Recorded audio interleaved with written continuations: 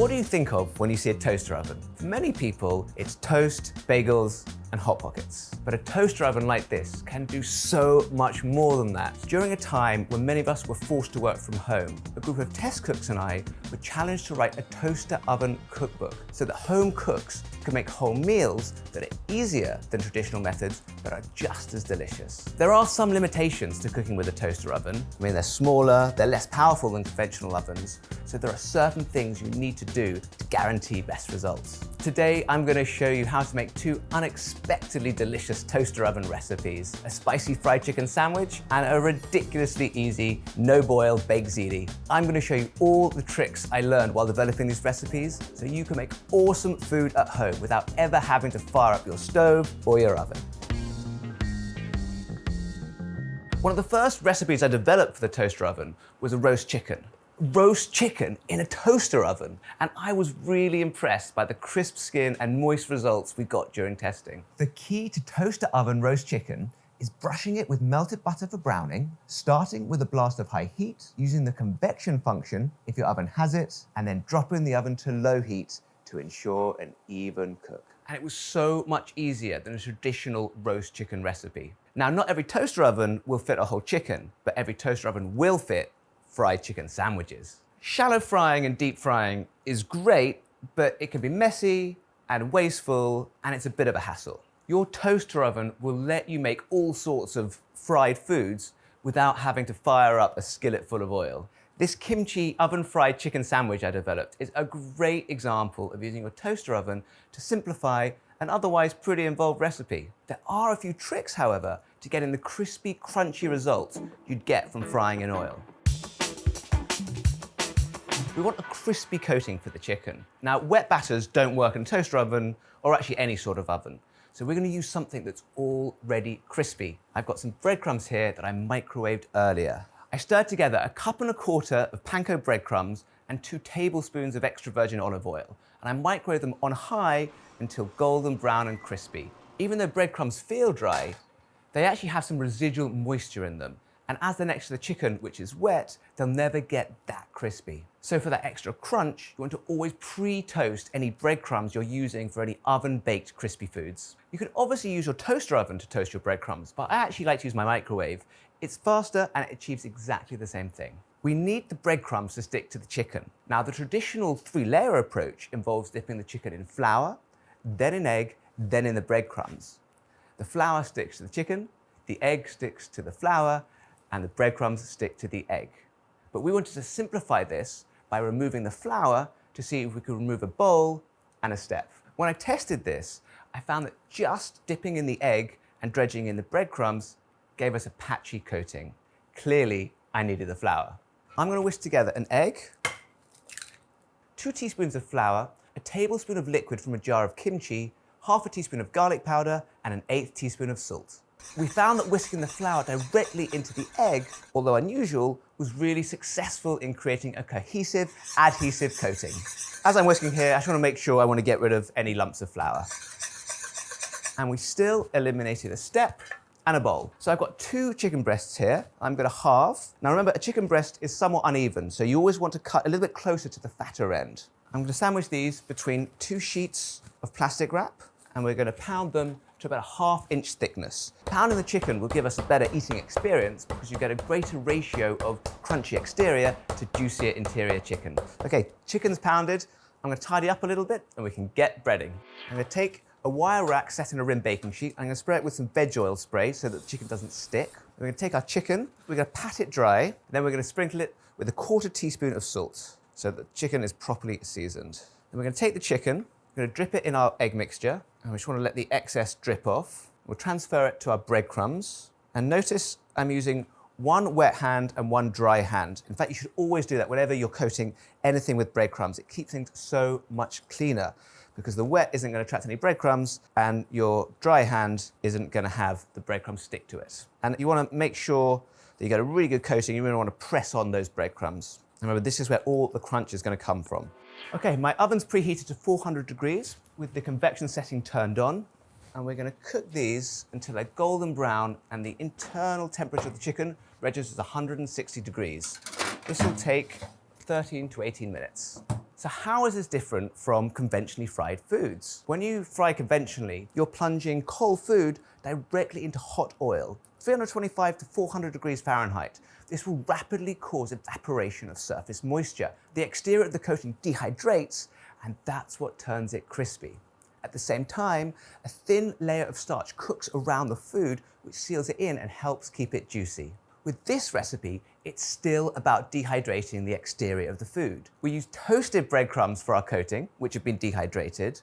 We set the chicken on a wire rack so the air can circulate around the chicken, and we use the convection function. The convection function simply turns on a fan inside the oven, which helps drive away surface moisture. This makes the coating nice and crispy. Now, the recipe works as is without convection, it just won't be quite as crisp.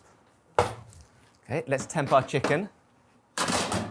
Perfect, we've got 161. Now this really is the best way to ensure that you have really juicy chicken every time. While the chicken's resting, we're gonna put these buns in the oven. And this time we are gonna use the toast function. While that's toasting, we're gonna make a spicy mayo. I've got a tablespoon of gochujang, which is a Korean spicy chili paste. We're gonna combine it with a quarter cup of mayo. We just wanna mix it until it's well combined. This spicy mayo goes really well on pretty much any sandwich. Okay, toast is done. Let's build some sandwiches.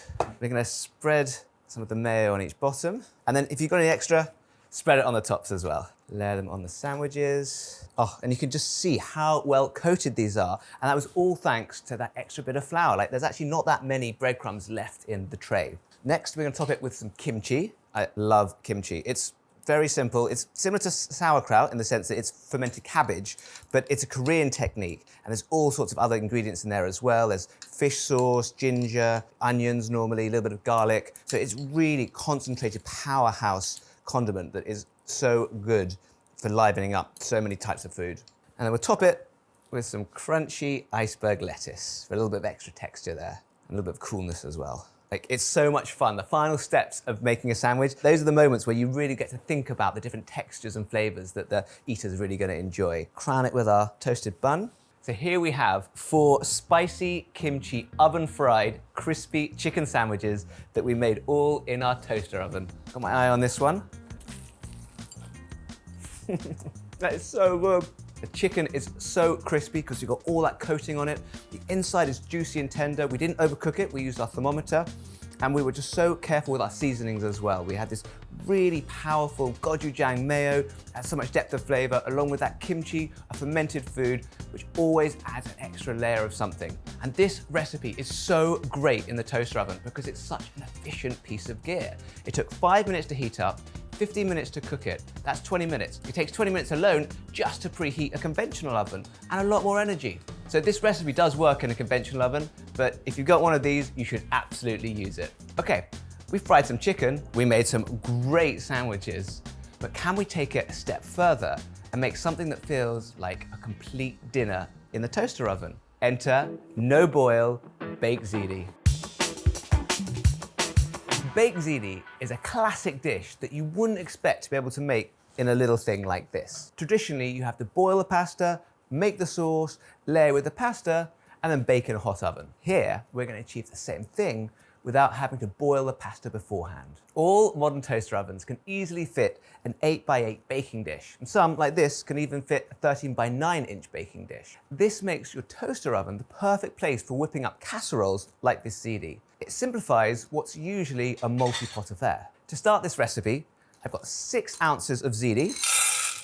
You could use penne as well. 1.5 cups of marinara sauce. I'm using jarred, but you could definitely make your own. This just makes it a little easier. Cup of water and a 1/4 teaspoon of salt. And you'll want to make sure that your baking pan is broiler safe. We're going to use that later. Because we're cooking raw pasta in the sauce, the amount of water you add is super important. I tested this with 3 different amounts of water. I got dramatically different results. So 1/2 cup of water was too little. The sauce was really dry and the pasta didn't fully cook. 1.5 cups of water was too much. The sauce was watery. So we settled on 1 cup of water, which was the sweet spot. I'm going to preheat the oven to 425 degrees. That'll just take about 5 minutes. While that's preheating, we're going to cover this with some aluminum foil, because we are cooking the pasta in its sauce, but also we want to trap the steam in so it doesn't escape, and that'll help cook the top of the pasta as well. Okay, we're going to cook the pasta on the middle rack until the sauce is thickened and the pasta is tender. It'll take 35 to 40 minutes. Okay, the pasta should be done. Yeah, bubbling away. That looks great. Now we're just going to turn on the broiler function. Now every toaster oven has a broiler function because that's how you cook toast. We're going to stir in a 1/4 cup of mozzarella, 1/4 cup of Parmesan. The mozzarella is for that lovely cheese pull, and the Parmesan just gives you the extra tangy flavor. I'm going to stir that in so that the mozzarella melts, and we want the Parmesan just to really just incorporate with every bite. Now we're going to dollop it with 2 ounces of whole milk ricotta, and then we'll top it with another 1/4 cup of grated Parmesan and another 1/4 cup of shredded mozzarella. Beautiful. And we're going to pop this back under the broiler until the cheese is melted, it's bubbling around the edges, and it gets those lovely little dark crusty spots on top. It'll take 5 to 7 minutes. Okay, it's been about 6 minutes, and it's ready. So we're going to take this out, and we just need to let it cool for 10 minutes. Oh yeah. I'm going to sprinkle it with a little bit of fresh basil. Oh, that looks so good. It smells so good. It looks so good. And it was so easy. You get the cheese, which has really been emulsified into the sauce. There's a really lovely creaminess from the ricotta, and that fresh bit of basil just freshens the whole thing up. And the pasta, perfectly cooked. The sauce is cohesive, but not watery, and the pasta completely tender without being soaked out. I mean, this really tastes like someone's put a lot of love into it and spent a couple of hours cooking it. And it only took us 45 minutes to make from start to finish. If you haven't made whole meals in your toaster oven, you should definitely start here. Are you more likely to make the ziti or the fried chicken sandwiches? Let me know in the comments below. Hit the like button, subscribe, and check out americastestkitchen.com for these recipes and a whole load more.